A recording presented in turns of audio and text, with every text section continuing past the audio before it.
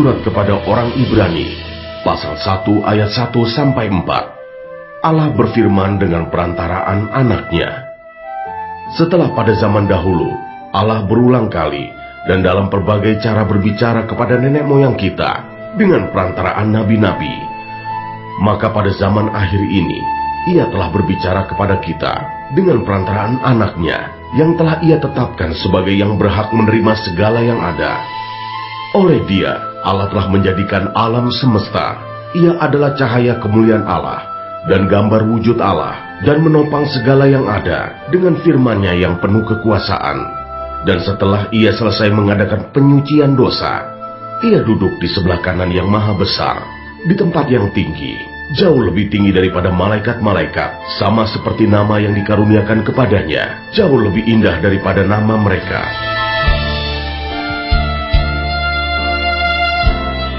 Ayat 5-14. Anak Allah lebih tinggi daripada malaikat-malaikat. Karena kepada siapakah di antara malaikat-malaikat itu pernah Ia katakan, "Anakku engkau telah kuperanakan pada hari ini, dan aku akan menjadi bapaknya, dan ia akan menjadi anakku." Dan ketika Ia membawa pula anaknya yang sulung ke dunia, Ia berkata, "Semua malaikat Allah harus menyembah Dia."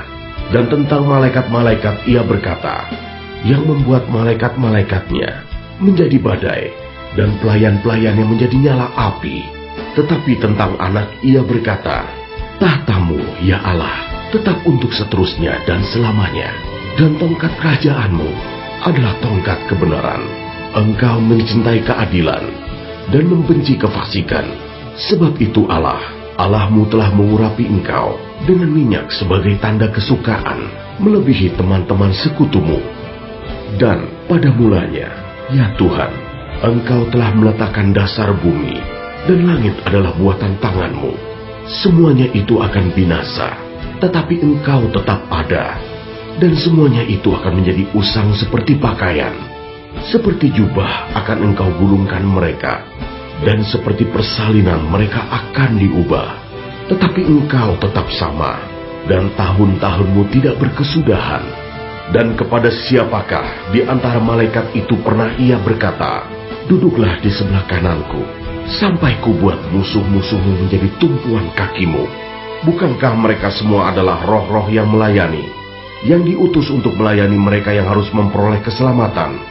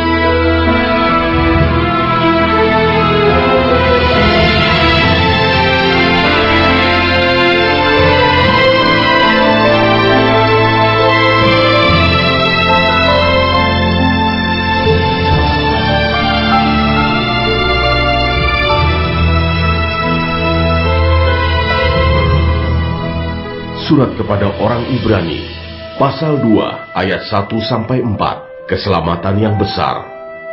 Karena itu harus lebih teliti kita memperhatikan apa yang telah kita dengar, supaya kita jangan hanyut di bawah arus. Sebab kalau firman yang dikatakan dengan perantaraan malaikat-malaikat tetap berlaku, dan setiap pelanggaran dan ketidaktaatan mendapat balasan yang setimpal, bagaimanakah kita akan luput jikalau kita menyia-nyiakan keselamatan yang sebesar itu, yang mula-mula diberitakan oleh Tuhan dan oleh mereka yang telah mendengarnya kepada kita dengan cara yang dapat dipercayai, sedangkan Allah meneguhkan kesaksian mereka oleh tanda-tanda dan mujizat-mujizat, dan oleh berbagai-bagai pernyataan kekuasaan, dan karena Roh Kudus yang dibagi-bagikannya menurut kehendaknya.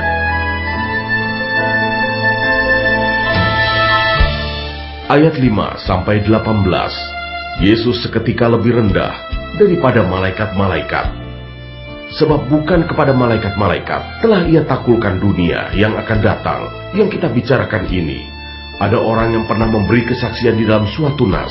Katanya, apakah manusia sehingga engkau mengingatnya, atau anak manusia sehingga engkau mengindahkannya? Namun engkau telah membuatnya untuk waktu yang singkat, sedikit lebih rendah daripada malaikat-malaikat, dan telah memahkotainya dengan kemuliaan dan hormat. Segala sesuatu telah engkau taklukkan di bawah kakinya. Sebab dalam menaklukkan segala sesuatu kepadanya, tidak ada sesuatu pun yang ia kecualikan, yang tidak takluk kepadanya. Tetapi sekarang ini belum kita lihat bahwa segala sesuatu telah ditaklukkan kepadanya. Tetapi dia, yang untuk waktu yang singkat, dibuat sedikit lebih rendah daripada malaikat-malaikat, yaitu Yesus.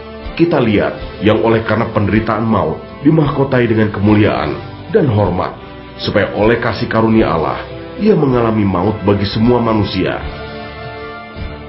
Sebab memang sesuai dengan keadaan Allah, yang baginya dan olehnya segala sesuatu dijadikan, yaitu Allah yang membawa banyak orang kepada kemuliaan, juga menyempurnakan Yesus, yang memimpin mereka kepada keselamatan dengan penderitaan.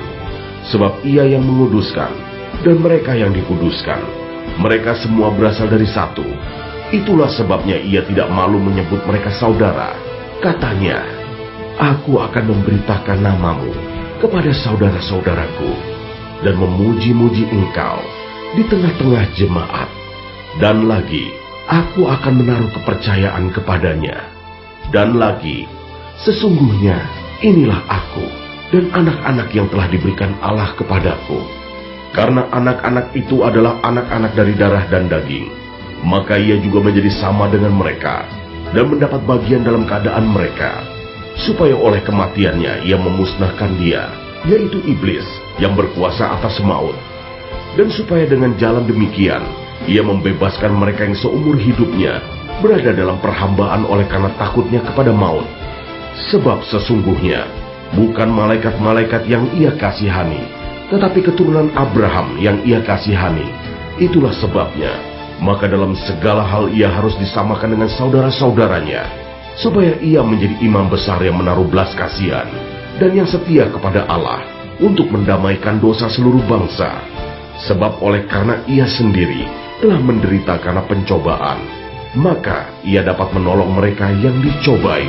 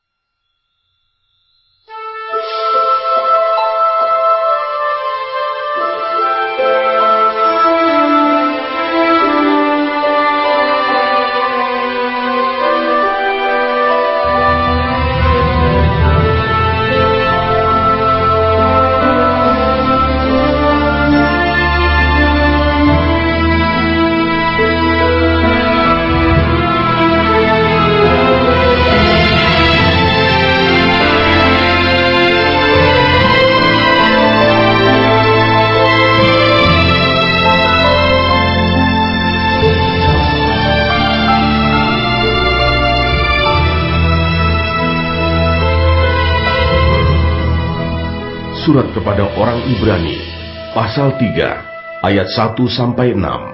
Yesus lebih tinggi dari Musa. Sebab itu, hai saudara-saudara yang kudus, yang mendapat bagian dalam panggilan sorgawi, pandanglah kepada Rasul dan imam besar yang kita akui, yaitu Yesus, yang setia kepada Dia yang telah menetapkannya, sebagaimana Musa pun setia dalam segenap rumahnya. Sebab ia dipandang layak mendapat kemuliaan lebih besar daripada Musa, sama seperti ahli bangunan, lebih dihormati daripada rumah yang dibangunnya. Sebab setiap rumah dibangun oleh seorang ahli bangunan, tetapi ahli bangunan segala sesuatu ialah Allah. Dan Musa memang setia dalam segenap rumah Allah, sebagai pelayan untuk memberi kesaksian tentang apa yang akan diberitakan kemudian. Tetapi Kristus setia sebagai anak yang mengepalai rumahnya, dan rumahnya ialah kita. Jika kita sampai kepada akhirnya, teguh berpegang pada kepercayaan dan pengharapan yang kita megahkan.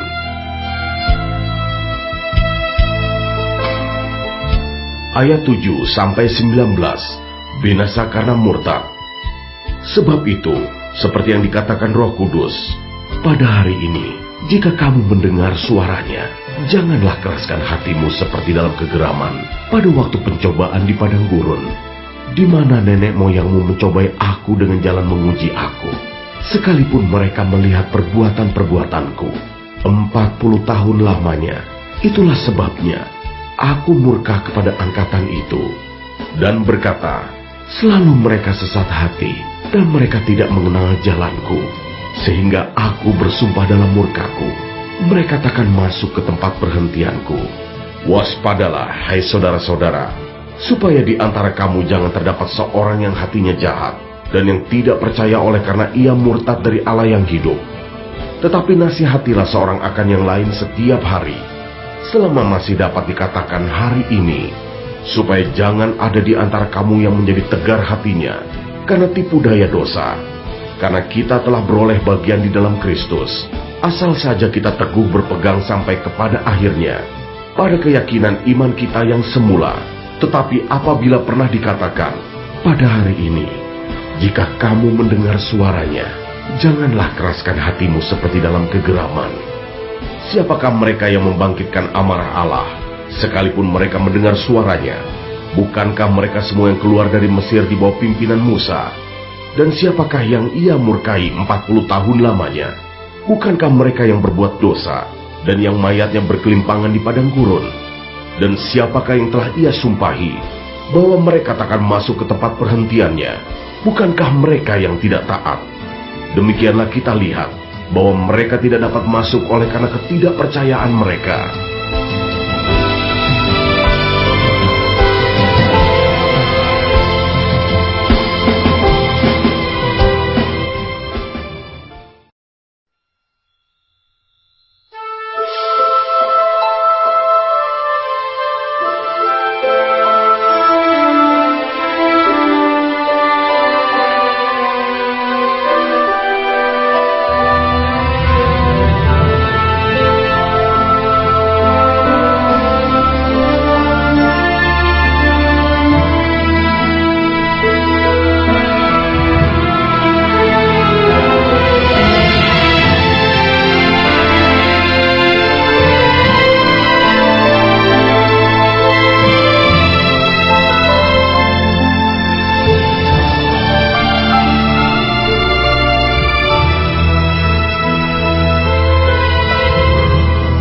Surat kepada orang Ibrani, pasal 4, ayat 1-13.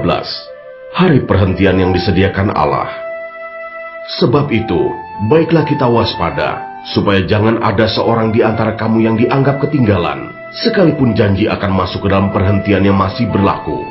Karena kepada kita, diberitakan juga kabar kesukaan, sama seperti kepada mereka. Tetapi firman pemberitaan itu tidak berguna bagi mereka, karena tidak bertumbuh bersama-sama oleh iman dengan mereka yang mendengarnya. Sebab kita yang beriman akan masuk ke tempat perhentian seperti yang ia katakan.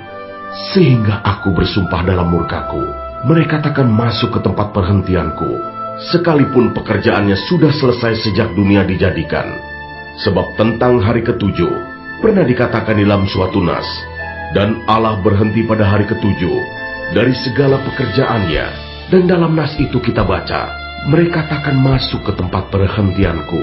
Jadi sudah jelas bahwa ada sejumlah orang akan masuk ke tempat perhentian itu, sedangkan mereka yang kepadanya lebih dahulu diberitakan kabar kesukaan itu tidak masuk karena ketidaktaatan mereka. Sebab itu ia menetapkan pula suatu hari, yaitu hari ini, ketika ia setelah sekian lama berfirman dengan perantaraan Daud, seperti dikatakan di atas, pada hari ini, jika kamu mendengar suaranya, janganlah keraskan hatimu. Sebab, andai kata Yosua telah membawa mereka masuk ke tempat perhentian, pasti Allah tidak akan berkata-kata kemudian tentang suatu hari lain. Jadi masih tersedia suatu hari perhentian, hari ketujuh bagi umat Allah. Sebab barang siapa telah masuk ke tempat perhentiannya, ia sendiri telah berhenti dari segala pekerjaannya, sama seperti Allah berhenti dari pekerjaannya. Karena itu, baiklah kita berusaha untuk masuk ke dalam perhentian itu, supaya jangan seorang pun jatuh karena mengikuti contoh ketidaktaatan itu juga. sebab firman Allah hidup dan kuat, dan lebih tajam daripada pedang bermata dua manapun. Ia menusuk amat dalam sampai memisahkan jiwa dan roh, sendi-sendi dan sumsum. Ia sanggup membedakan pertimbangan dan pikiran hati kita, dan tidak ada suatu makhluk pun yang tersembunyi di hadapannya, sebab segala sesuatu telanjang dan terbuka di depan mata Dia, yang kepadanya kita harus memberikan pertanggungan jawab. Ayat 14-16, Yesus sebagai imam besar. Karena kita sekarang mempunyai imam besar agung, yang telah melintasi semua langit, yaitu Yesus, Anak Allah, baiklah kita teguh berpegang pada pengakuan iman kita. Sebab imam besar yang kita punya, bukanlah imam besar yang tidak dapat turut merasakan kelemahan-kelemahan kita. Sebaliknya sama dengan kita, ia telah dicobai, hanya tidak berbuat dosa.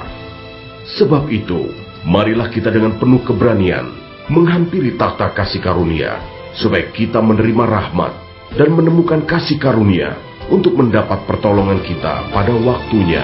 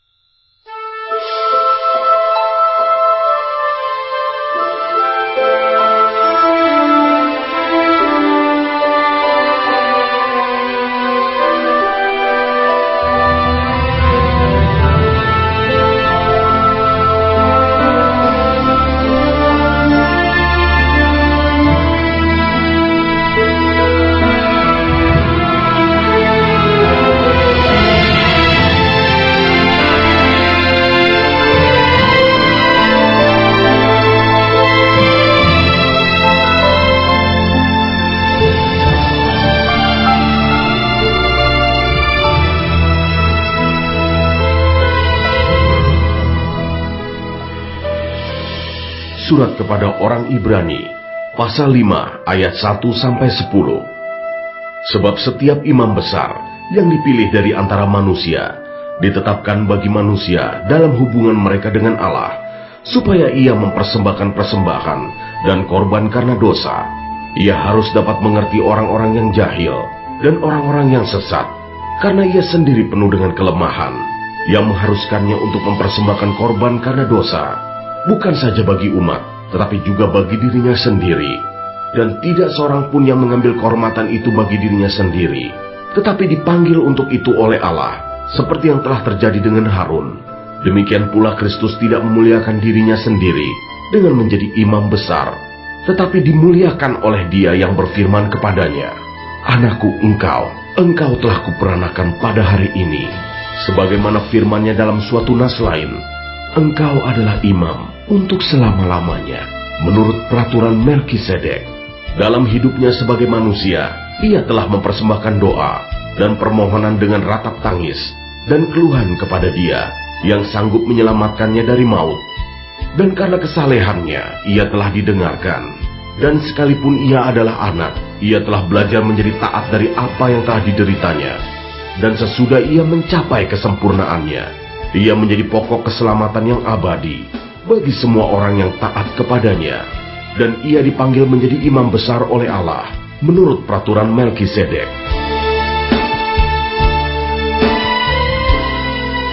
Ayat 11-14, peringatan supaya jangan murtad. Tentang hal itu, banyak yang harus kami katakan, tetapi yang sukar untuk dijelaskan, karena kamu telah lamban dalam hal mendengarkan. Sebab sekalipun kamu ditinjau dari sudut waktu, sudah seharusnya menjadi pengajar. Kamu masih perlu lagi diajarkan asas-asas pokok dari pernyataan Allah, dan kamu masih memerlukan susu, bukan makanan keras. Sebab barang siapa masih memerlukan susu, ia tidak memahami ajaran tentang kebenaran, sebab ia adalah anak kecil. Tetapi makanan keras adalah untuk orang-orang dewasa, yang karena mempunyai panca indera yang terlatih untuk membedakan yang baik daripada yang jahat.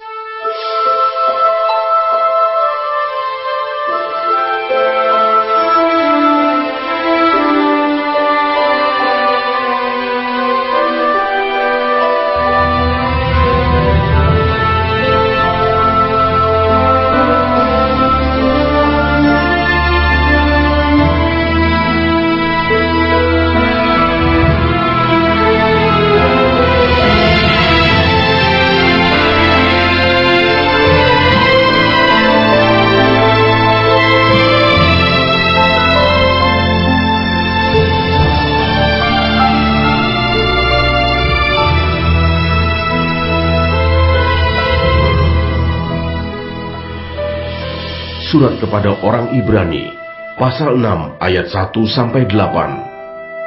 Sebab itu marilah kita tinggalkan asas-asas pertama dari ajaran tentang Kristus dan beralih kepada perkembangannya yang penuh. Janganlah kita meletakkan lagi dasar pertobatan dari perbuatan-perbuatan yang sia-sia dan dasar kepercayaan kepada Allah, yaitu ajaran tentang pelbagai pembaptisan, penumpangan tangan, kebangkitan orang-orang mati, dan hukuman kekal. Dan itulah yang akan kita perbuat jika Allah mengizinkannya, sebab mereka yang pernah diterangi hatinya, yang pernah mengecap karunia surgawi, dan yang pernah mendapat bagian dalam Roh Kudus, dan yang mengecap firman yang baik dari Allah, dan karunia-karunia dunia yang akan datang, namun yang murtad lagi, tidak mungkin dibaharui sekali lagi sedemikian, hingga mereka bertobat, sebab mereka menyalibkan lagi anak Allah bagi diri mereka, dan menghinanya di muka umum. Sebab tanah yang menghisap air hujan yang sering turun ke atasnya, dan yang menghasilkan tumbuh-tumbuhan yang berguna bagi mereka yang mengerjakannya, menerima berkat dari Allah. Tetapi jikalau tanah itu menghasilkan semak duri dan rumput duri, tidaklah ia berguna dan sudah dekat pada kutuk yang berakhir dengan pembakaran. Ayat 9-20, berpegang teguh pada pengharapan. Tetapi hai saudara-saudaraku yang kekasih, sekalipun kami berkata demikian tentang kamu, kami yakin bahwa kamu memiliki sesuatu yang lebih baik yang mengandung keselamatan. Sebab Allah bukan tidak adil, sehingga ia lupa akan pekerjaanmu dan kasihmu yang kamu tunjukkan terhadap namanya oleh pelayanan kamu kepada orang-orang kudus yang masih kamu lakukan sampai sekarang. Tetapi kami ingin supaya kamu masing-masing menunjukkan kesungguhan yang sama untuk menjadikan pengharapanmu suatu milik yang pasti sampai pada akhirnya, agar kamu jangan menjadi lamban, tetapi menjadi penurut-penurut mereka yang oleh iman dan kesabaran mendapat bagian dalam apa yang dijanjikan Allah.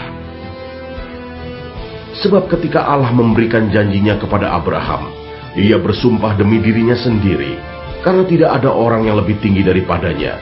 Katanya, sesungguhnya aku akan memberkati engkau berlimpah-limpah dan akan membuat engkau sangat banyak. Abraham menanti dengan sabar, dan dengan demikian ia memperoleh apa yang dijanjikan kepadanya. Sebab manusia bersumpah demi orang yang lebih tinggi, dan sumpah itu menjadi suatu pengokohan baginya yang mengakhiri segala bantahan. Karena itu, untuk lebih meyakinkan mereka yang berhak menerima janji itu akan kepastian putusannya, Allah telah mengikat dirinya dengan sumpah, supaya oleh dua kenyataan yang tidak berubah-ubah tentang mana Allah tidak mungkin berdusta, kita yang mencari perlindungan beroleh dorongan yang kuat untuk menjangkau pengharapan yang terletak di depan kita. Pengharapan itu adalah sauh yang kuat dan aman bagi jiwa kita yang telah dilabuhkan sampai ke belakang tabir, di mana Yesus telah masuk sebagai perintis bagi kita ketika ia, menurut peraturan Melkisedek, menjadi imam besar sampai selama-lamanya.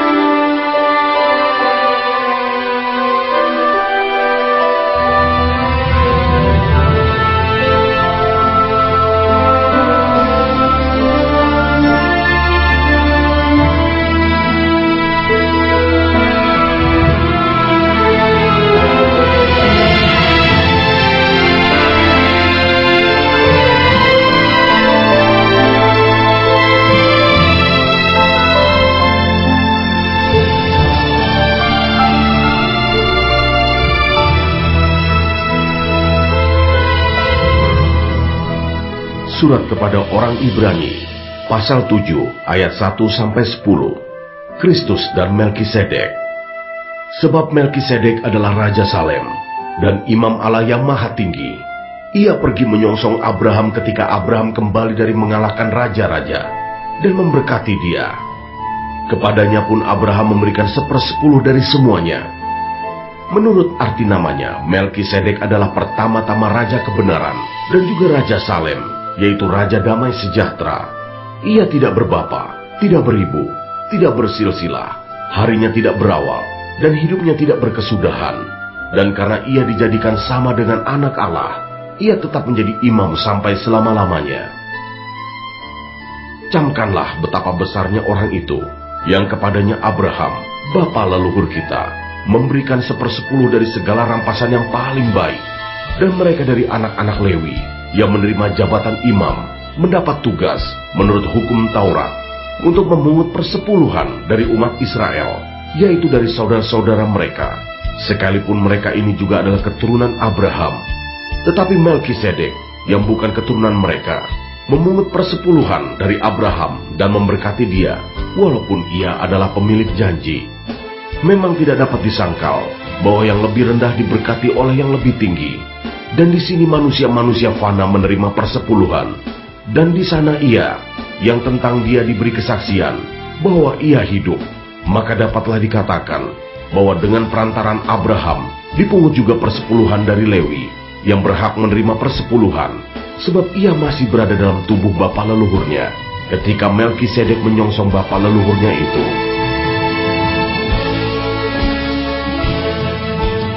Ayat 11-28. Kristus adalah imam yang lebih tinggi daripada Harun. Karena itu, andai kata oleh imamat Lewi telah tercapai kesempurnaan, sebab karena imamat itu, umat Israel telah menerima Taurat. Apakah sebabnya masih perlu seorang lain ditetapkan menjadi imam besar menurut peraturan Melkisedek, dan yang tentang dia tidak dikatakan menurut peraturan Harun? Sebab, jikalau imamat berubah, dengan sendirinya akan berubah pula hukum Taurat itu. Sebab ia yang dimaksudkan di sini termasuk suku lain. Dari suku ini tidak ada seorang pun yang pernah melayani di Mesbah. Sebab telah diketahui semua orang bahwa Tuhan kita berasal dari suku Yehuda. Dan mengenai suku itu, Musa tidak pernah mengatakan suatu apapun tentang imam-imam. Dan hal itu jauh lebih nyata lagi jikalau ditetapkan seorang imam lain menurut cara Melkisedek, yang menjadi imam bukan berdasarkan peraturan-peraturan manusia, tetapi berdasarkan hidup yang tidak dapat binasa. Sebab tentang dia diberi kesaksian, engkau adalah imam untuk selama-lamanya, menurut peraturan Melkisedek. Memang suatu hukum yang dikeluarkan dahulu dibatalkan, kalau hukum itu tidak mempunyai kekuatan, dan karena itu tidak berguna. Sebab hukum Taurat sama sekali tidak membawa kesempurnaan, tetapi sekarang ditimbulkan pengharapan yang lebih baik, yang mendekatkan kita kepada Allah. Dan sama seperti hal ini tidak terjadi tanpa sumpah. Memang mereka telah menjadi imam tanpa sumpah, tetapi ia dengan sumpah diucapkan oleh dia yang berfirman kepadanya, Tuhan telah bersumpah, dan ia tidak akan menyesal, engkau adalah imam untuk selama-lamanya. Demikian pula Yesus adalah jaminan dari suatu perjanjian yang lebih kuat, dan dalam jumlah yang besar mereka telah menjadi imam, karena mereka dicegah oleh maut untuk tetap menjabat imam. Tetapi karena ia tetap selama-lamanya, imamatnya tidak dapat beralih kepada orang lain. Karena itu ia sanggup juga menyelamatkan dengan sempurna semua orang yang oleh dia datang kepada Allah, sebab ia hidup senantiasa untuk menjadi pengantara mereka. Sebab imam besar yang demikianlah yang kita perlukan, yaitu yang saleh, tanpa salah, tanpa noda, yang terpisah dari orang-orang berdosa, dan lebih tinggi daripada tingkat-tingkat sorga, yang tidak seperti imam-imam besar lain, yang setiap hari harus mempersembahkan korban untuk dosanya sendiri, dan sesudah itu barulah untuk dosa umatnya. Sebab hal itu telah dilakukannya satu kali untuk selama-lamanya, ketika ia mempersembahkan dirinya sendiri sebagai korban. Sebab hukum Taurat menetapkan orang-orang yang diliputi kelemahan menjadi imam besar, tetapi sumpah yang diucapkan kemudian daripada hukum Taurat menetapkan anak yang telah menjadi sempurna sampai selama-lamanya.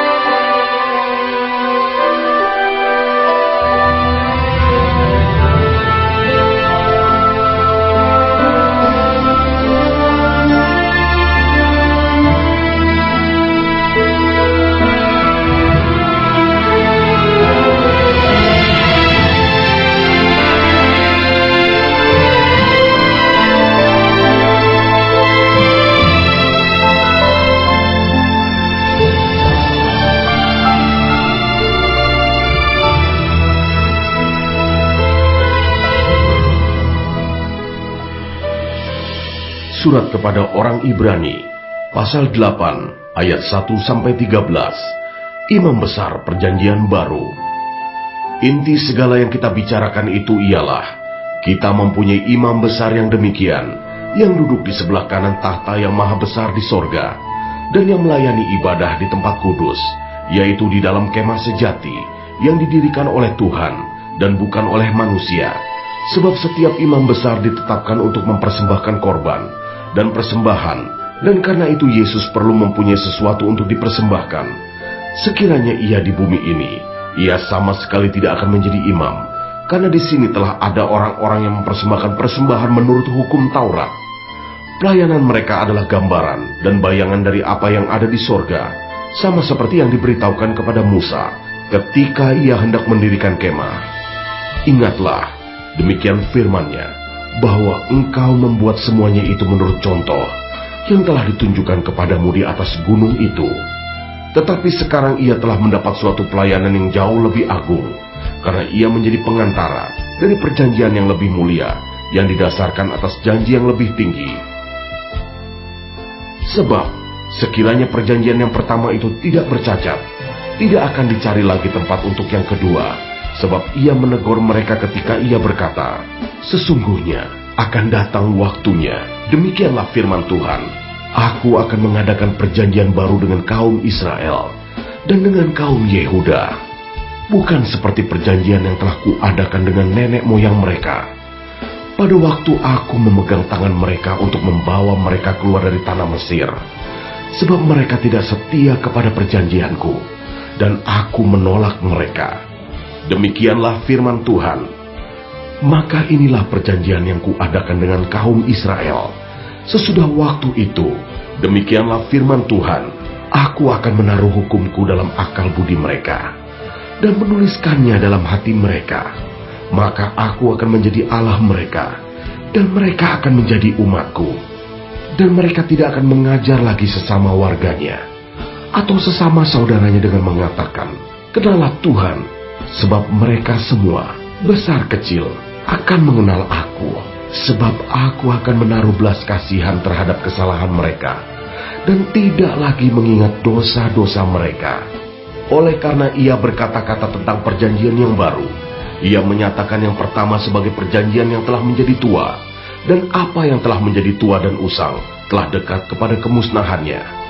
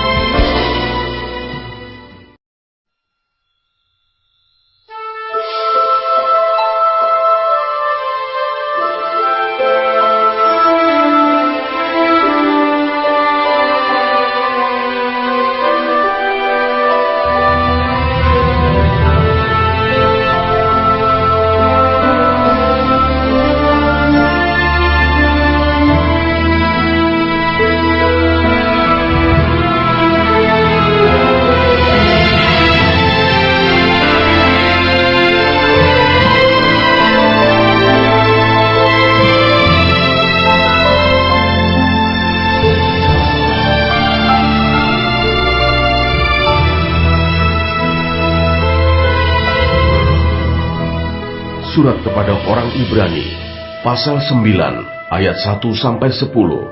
Tempat kudus di bumi dan di sorga. Memang perjanjian yang pertama juga mempunyai peraturan-peraturan untuk ibadah dan untuk tempat kudus buatan tangan manusia, sebab ada dipersiapkan suatu kemah, yaitu bagian yang paling depan, dan di situ terdapat kaki dian dan meja dengan roti sajian. Bagian ini disebut tempat yang kudus. Di belakang tirai yang kedua, terdapat suatu kemah lagi yang disebut tempat yang maha kudus. Di situ terdapat mezbah pembakaran ukupan dari emas, dan tabut perjanjian, yang seluruhnya disalut dengan emas. Di dalam tabut perjanjian itu tersimpan buli-buli emas berisi mana, tongkat Harun yang pernah bertunas, dan loh-loh batu yang bertuliskan perjanjian, dan di atasnya kedua kerup kemuliaan yang menaungi tutup pendamaian. Tetapi hal ini tidak dapat kita bicarakan sekarang secara terperinci. Demikianlah caranya tempat yang kudus itu diatur. Maka imam-imam senantiasa masuk ke dalam kemah yang paling depan itu untuk melakukan ibadah mereka. Tetapi ke dalam kemah yang kedua, hanya imam besar saja yang masuk sekali setahun, dan harus dengan darah yang ia persembahkan karena dirinya sendiri, dan karena pelanggaran-pelanggaran yang dibuat oleh umatnya dengan tidak sadar. Dengan ini Roh Kudus menyatakan bahwa jalan ke tempat yang kudus itu belum terbuka selama kemah yang pertama itu masih ada. Itu adalah kiasan masa sekarang. Sesuai dengan itu, dipersembahkan korban dan persembahan yang tidak dapat menyempurnakan mereka yang mempersembahkannya menurut hati nurani mereka. Karena semuanya itu, di samping makanan minuman dan berbagai macam pembasuhan, hanyalah peraturan-peraturan untuk hidup insani yang hanya berlaku sampai tibanya waktu pembaharuan.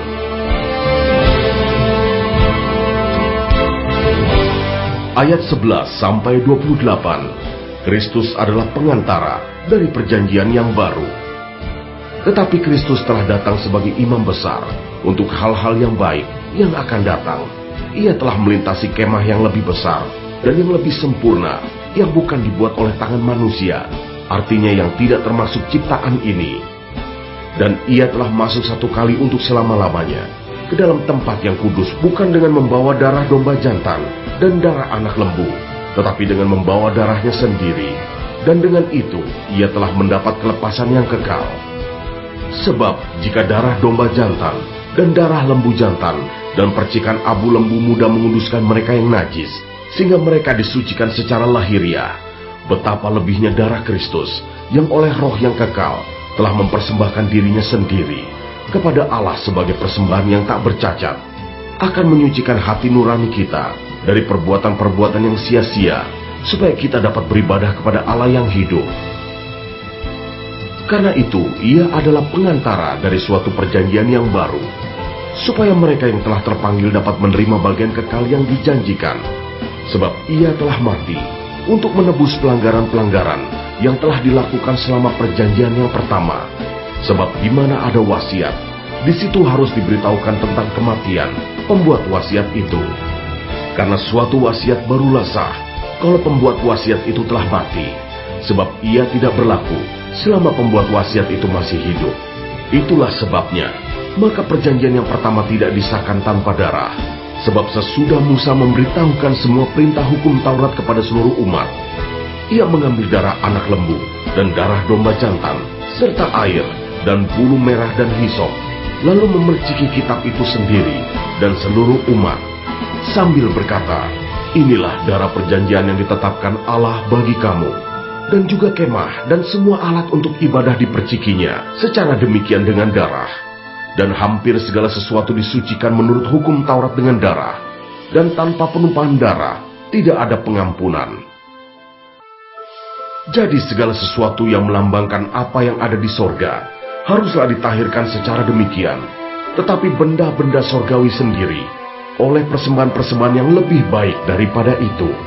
Sebab Kristus bukan masuk ke dalam tempat kudus buatan tangan manusia, yang hanya merupakan gambaran saja dari yang sebenarnya, tetapi ke dalam sorga sendiri untuk menghadap hadirat Allah guna kepentingan kita.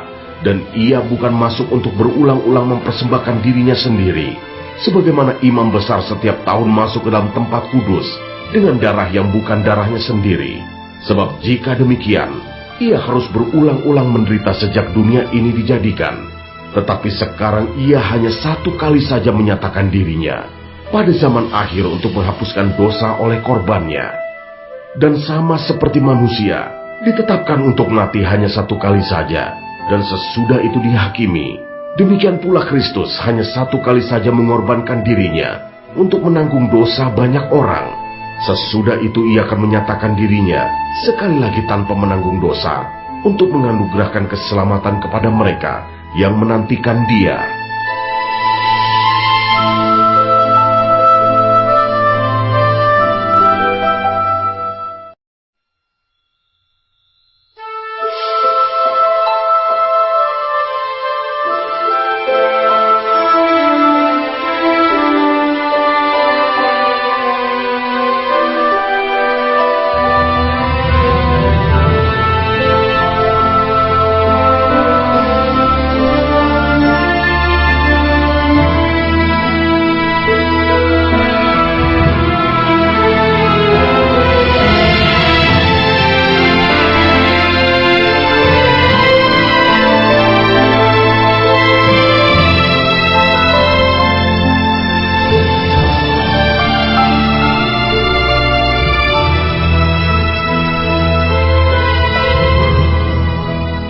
Surat kepada orang Ibrani, pasal 10, ayat 1-18, persembahan yang sempurna.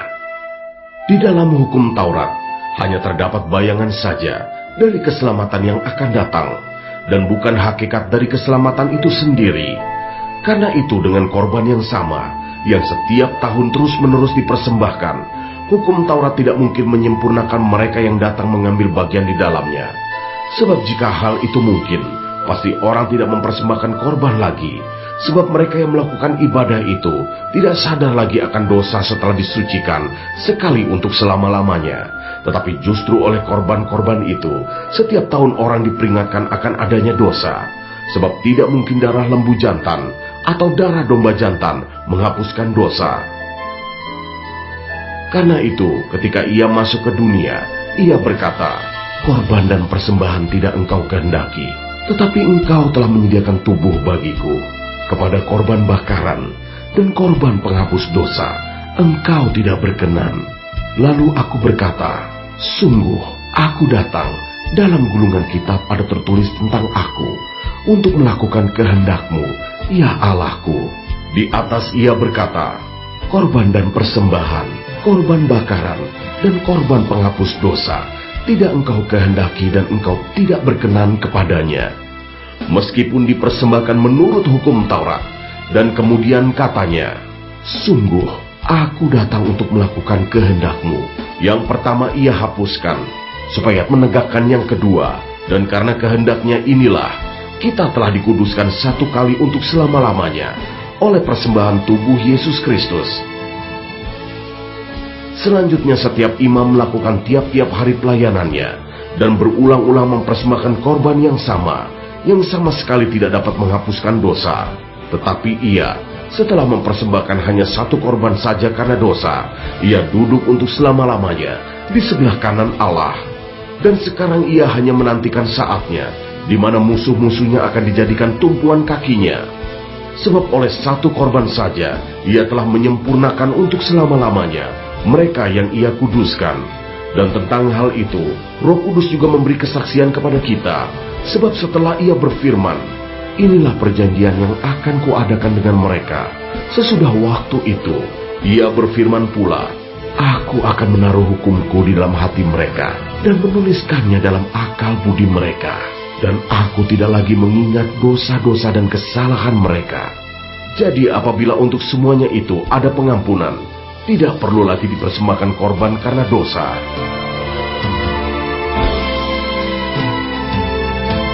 Ayat 19-39, ketekunan. Jadi, saudara-saudara, oleh darah Yesus kita sekarang penuh keberanian dapat masuk ke dalam tempat kudus, karena ia telah membuka jalan yang baru dan yang hidup bagi kita melalui tabir, yaitu dirinya sendiri. Dan kita mempunyai seorang imam besar sebagai kepala rumah Allah. Karena itu marilah kita menghadap Allah dengan hati yang tulus ikhlas dan keyakinan iman yang teguh. Oleh karena hati kita telah dibersihkan dari hati nurani yang jahat, dan tubuh kita telah dibasuh dengan air yang murni. Marilah kita teguh berpegang pada pengakuan tentang pengharapan kita, sebab Ia yang menjanjikannya setia. Dan marilah kita saling memperhatikan supaya kita saling mendorong dalam kasih dan dalam pekerjaan baik. Janganlah kita menjauhkan diri dari pertemuan-pertemuan ibadah kita, seperti dibiasakan oleh beberapa orang. Tetapi marilah kita saling menasehati, dan semakin giat melakukannya menjelang hari Tuhan yang mendekat. Sebab jika kita sengaja berbuat dosa, sesudah memperoleh pengetahuan tentang kebenaran, maka tidak ada lagi korban untuk penghapus dosa itu. Tetapi yang ada ialah kematian yang mengerikan akan penghakiman, dan api yang dahsyat yang akan menghanguskan semua orang durhaka. Jika ada orang yang menolak hukum Musa, ia dihukum mati tanpa belas kasihan atas keterangan 2 atau 3 orang saksi. Betapa lebih beratnya hukuman yang harus dijatuhkan atas dia yang menginjak-injak anak Allah, yang menganggap najis darah perjanjian yang menguduskannya, dan yang menghina roh kasih karunia. Sebab kita mengenal dia yang berkata, "Pembalasan adalah Aku, Akulah yang akan menuntut pembalasan." Dan lagi, Tuhan akan menghakimi umatnya. Ngeri benar kalau jatuh ke dalam tangan Allah yang hidup. Ingatlah akan masa yang lalu, sesudah kamu menerima terang. Kamu banyak menderita oleh karena kamu bertahan dalam perjuangan yang berat. Baik waktu kamu dijadikan tontonan oleh cercaan dan penderitaan, maupun waktu kamu mengambil bagian dalam penderitaan mereka yang diperlakukan sedemikian. Memang kamu telah turut mengambil bagian dalam penderitaan orang-orang hukuman, dan ketika harta kamu dirampas, kamu menerima hal itu dengan sukacita, sebab kamu tahu bahwa kamu memiliki harta yang lebih baik dan yang lebih menetap sifatnya. Sebab itu, janganlah kamu melepaskan kepercayaanmu, karena besar upah yang menantinya. Sebab kamu memerlukan ketekunan, supaya sesudah kamu melakukan kehendak Allah, kamu memperoleh apa yang dijanjikan itu. Sebab sedikit, bahkan sangat sedikit waktu lagi, dan Ia yang akan datang sudah akan ada, tanpa menangguhkan kedatangannya. Tetapi orangku yang benar akan hidup oleh iman, dan apabila ia mengundurkan diri, maka aku tidak berkenan kepadanya. Tetapi kita bukanlah orang-orang yang mengundurkan diri dan binasa, tetapi orang-orang yang percaya dan yang beroleh hidup.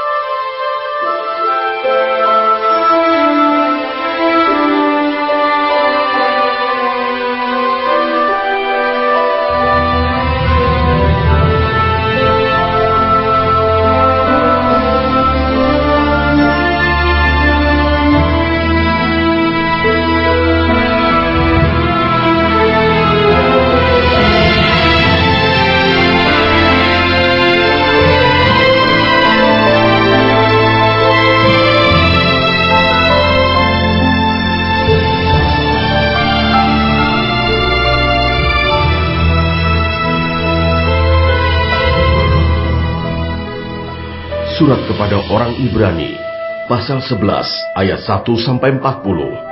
Saksi-saksi iman. Iman adalah dasar dari segala sesuatu yang kita harapkan, dan bukti dari segala sesuatu yang tidak kita lihat. Sebab oleh imanlah telah diberikan kesaksian kepada nenek moyang kita.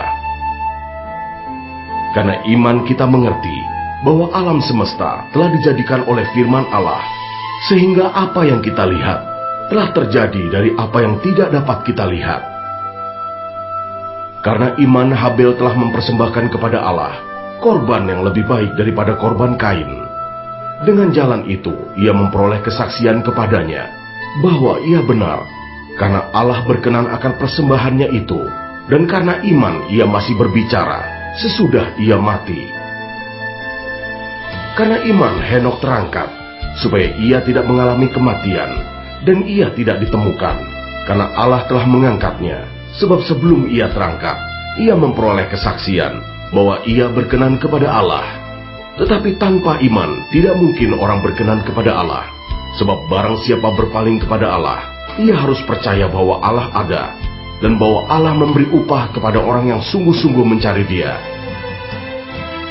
Karena iman, maka Nuh dengan petunjuk Allah tentang sesuatu yang belum kelihatan, dengan taat mempersiapkan bahtera untuk menyelamatkan keluarganya. Dan karena iman itu, ia menghukum dunia, dan ia ditentukan untuk menerima kebenaran sesuai dengan imannya.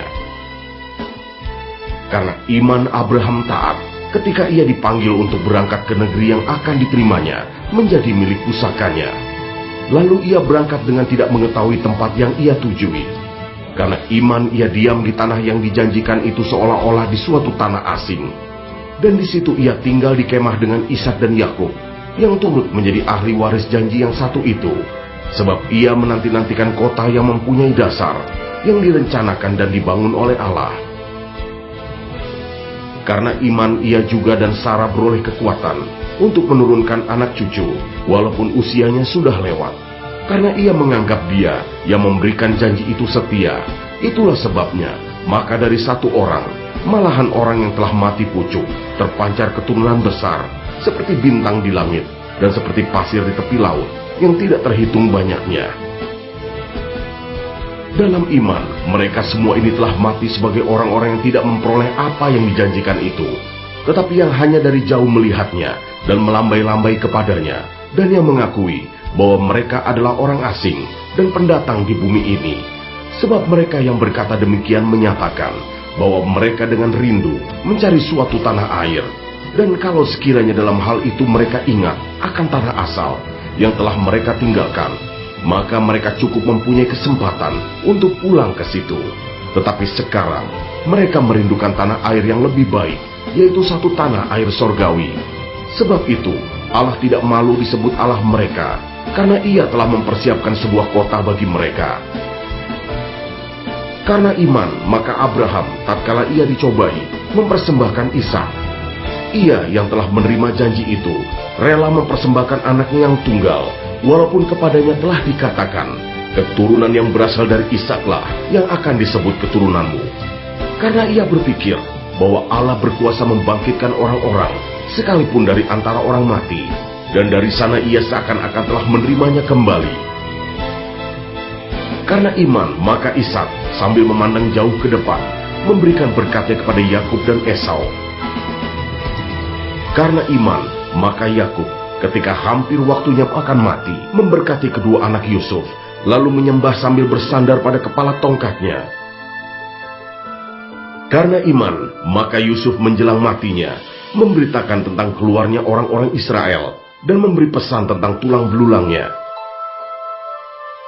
Karena iman, maka Musa setelah ia lahir disembunyikan selama 3 bulan oleh orang tuanya, karena mereka melihat bahwa anak itu elok rupanya dan mereka tidak takut akan perintah raja.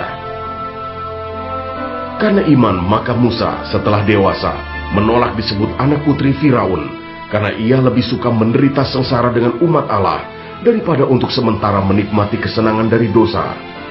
Ia menganggap penghinaan karena Kristus sebagai kekayaan yang lebih besar daripada semua harta Mesir, sebab pandangannya ia arahkan kepada upah. Karena iman, maka ia telah meninggalkan Mesir dengan tidak takut akan murka raja. Ia bertahan sama seperti ia melihat apa yang tidak kelihatan. Karena iman, maka ia mengadakan Paskah dan pemercikan darah, supaya pembinasa anak-anak sulung jangan menyentuh mereka. Karena iman, maka mereka telah melintasi Laut Merah, sama seperti melintasi tanah kering, sedangkan orang-orang Mesir tenggelam ketika mereka mencobanya juga. Karena iman, maka runtuhlah tembok-tembok Yeriko setelah kota itu dikelilingi 7 hari lamanya. Karena iman, maka Rahab, perempuan sundal itu, tidak turut binasa bersama-sama dengan orang-orang durhaka, karena ia telah menyambut pengintai-pengintai itu dengan baik. Dan apakah lagi yang harus aku sebut? Sebab aku akan kekurangan waktu. Apabila aku hendak menceritakan tentang Gideon, Barak, Simson, Yefta, Daud dan Samuel dan para nabi, yang karena iman telah menaklukkan kerajaan-kerajaan, mengamalkan kebenaran, memperoleh apa yang dijanjikan, menutup mulut singa-singa, memadamkan api yang dahsyat. Mereka telah luput dari mata pedang, telah beroleh kekuatan dalam kelemahan, telah menjadi kuat dalam peperangan, dan telah memukul mundur pasukan-pasukan tentara asing. Ibu-ibu telah menerima kembali orang-orang yang telah mati, sebab dibangkitkan.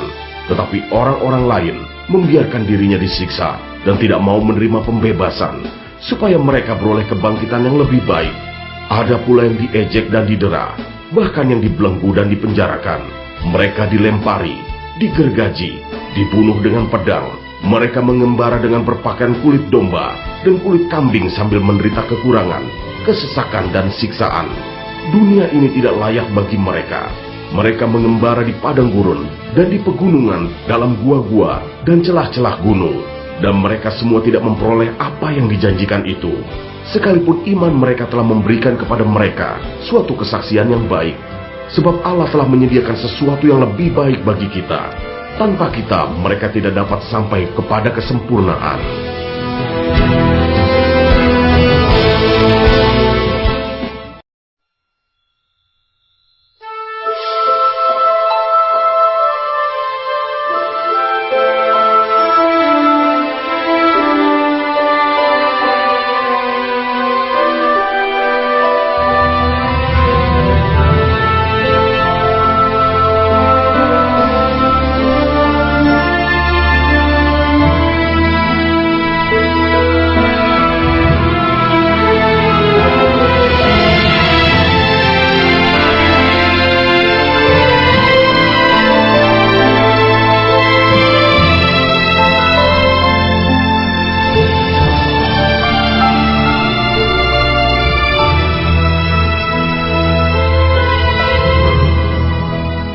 Surat kepada orang Ibrani, pasal 12 ayat 1-17. Nasihat supaya bertekun dalam iman.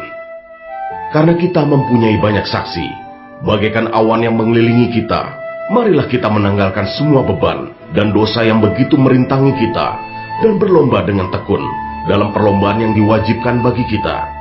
Marilah kita melakukannya dengan mata yang tertuju kepada Yesus, yang memimpin kita dalam iman, dan yang membawa iman kita itu kepada kesempurnaan, yang dengan mengabaikan kehinaan, tekun memikul salib ganti sukacita yang disediakan bagi Dia, yang sekarang duduk di sebelah kanan tahta Allah.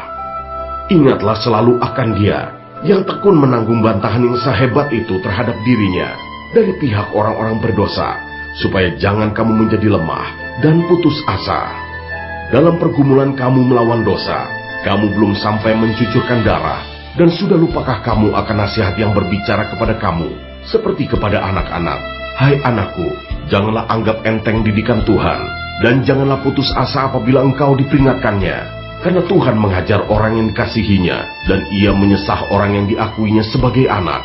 Jika kamu harus menanggung ganjaran, Allah memperlakukan kamu seperti anak. Di manakah terdapat anak yang tidak dihajar oleh ayahnya?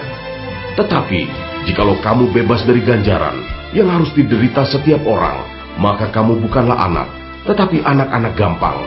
Selanjutnya, dari ayah kita yang sebenarnya kita beroleh ganjaran, dan mereka kita hormati. Kalau demikian, bukankah kita harus lebih taat kepada Bapa segala roh, supaya kita boleh hidup? Sebab mereka mendidik kita dalam waktu yang pendek, sesuai dengan apa yang mereka anggap baik. Tetapi Dia menghajar kita untuk kebaikan kita, supaya kita beroleh bagian dalam kekudusannya.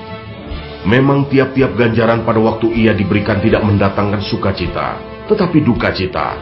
Tetapi kemudian ia menghasilkan buah kebenaran, yang memberikan damai kepada mereka yang dilatih olehnya. Sebab itu, kuatkanlah tangan yang lemah dan lutut yang goyah, dan luruskanlah jalan bagi kakimu, sehingga yang pincang jangan terpelecok, tetapi menjadi sembuh. Berusahalah hidup damai dengan semua orang, dan kejarlah kekudusan, sebab tanpa kekudusan, tidak seorang pun akan melihat Tuhan. Jagalah supaya jangan ada seorang pun menjauhkan diri dari kasih karunia Allah, agar jangan tumbuh akar yang pahit, yang menimbulkan kerusuhan, dan yang mencemarkan banyak orang. Janganlah ada orang yang menjadi cabul, atau yang mempunyai nafsu yang rendah seperti Esau, yang menjual hak kesulungannya untuk sepiring makanan. Sebab kamu tahu bahwa kemudian ketika ia hendak menerima berkat itu, ia ditolak, sebab ia tidak beroleh kesempatan untuk memperbaiki kesalahannya, sekalipun ia mencarinya dengan mencucurkan air mata.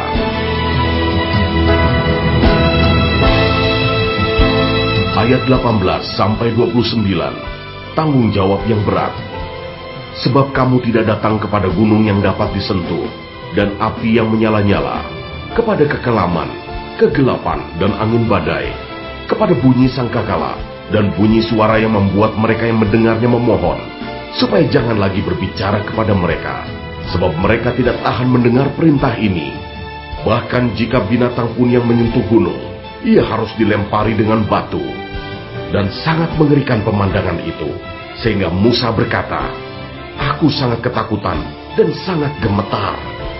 Tetapi kamu sudah datang ke Bukit Sion, ke kota Allah yang hidup, Yerusalem sorgawi, dan kepada beribu-ribu malaikat, suatu kumpulan yang meriah, dan kepada jemaat anak-anak sulung yang namanya terdaftar di sorga, dan kepada Allah yang menghakimi semua orang, dan kepada roh-roh orang-orang benar yang telah menjadi sempurna, dan kepada Yesus, pengantara perjanjian baru, dan kepada darah pemercikan yang berbicara lebih kuat daripada darah Habel. Jagalah supaya kamu jangan menolak Dia yang berfirman. Sebab jikalau mereka yang menolak Dia yang menyampaikan firman Allah di bumi tidak luput, apalagi kita, jika kita berpaling dari Dia yang berbicara dari sorga. Waktu itu suaranya menggoncangkan bumi, tetapi sekarang Ia memberikan janji, satu kali lagi Aku akan menggoncangkan bukan hanya bumi saja, melainkan langit juga. Ungkapan satu kali lagi menunjuk kepada perubahan pada apa yang dapat digoncangkan, karena ia dijadikan supaya tinggal tetap apa yang tidak tergoncangkan. Jadi, karena kita menerima kerajaan yang tidak tergoncangkan, marilah kita mengucap syukur dan beribadah kepada Allah menurut cara yang berkenan kepadanya, dengan hormat dan takut, sebab Allah kita adalah api yang menghanguskan.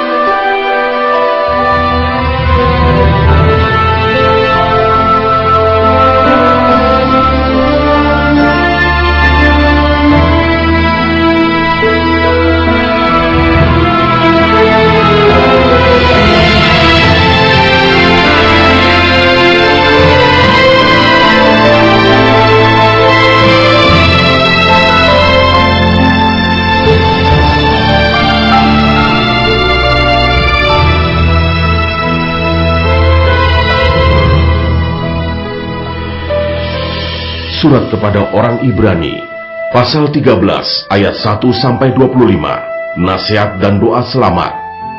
Peliharalah kasih persaudaraan. Jangan kamu lupa memberi tumpangan kepada orang, sebab dengan berbuat demikian, beberapa orang dengan tidak diketahuinya telah menjamu malaikat-malaikat. Ingatlah akan orang-orang hukuman, karena kamu sendiri juga adalah orang-orang hukuman. Dan ingatlah akan orang-orang yang diperlakukan sewenang-wenang, karena kamu sendiri juga masih hidup di dunia ini. Hendaklah kamu semua penuh hormat terhadap perkawinan, dan janganlah kamu mencemarkan tempat tidur, sebab orang-orang sundal dan pezinah akan dihakimi Allah. Janganlah kamu menjadi hamba uang, dan cukupkanlah dirimu dengan apa yang ada padamu, karena Allah telah berfirman, Aku sekali-kali tidak akan membiarkan engkau, dan aku sekali-kali tidak akan meninggalkan engkau. Sebab itu dengan yakin kita dapat berkata, Tuhan adalah penolongku, aku tidak akan takut. Apakah yang dapat dilakukan manusia terhadap aku? Ingatlah akan pemimpin-pemimpin kamu yang telah menyampaikan firman Allah kepadamu. Perhatikanlah akhir hidup mereka, dan contohlah iman mereka. Yesus Kristus tetap sama, baik kemarin maupun hari ini, dan sampai selama-lamanya. Janganlah kamu disesatkan oleh berbagai-bagai ajaran asing, sebab yang baik ialah bahwa hati kamu diperkuat dengan kasih karunia, dan bukan dengan berbagai makanan yang tidak memberi faedah kepada mereka yang menuruti aturan-aturan makanan macam itu. Kita mempunyai suatu mezbah, dan orang-orang yang melayani kemah tidak boleh makan dari apa yang di dalamnya, karena tubuh binatang-binatang yang darahnya dibawa masuk ke tempat kudus oleh imam besar sebagai korban penghapus dosa, dibakar di luar perkemahan.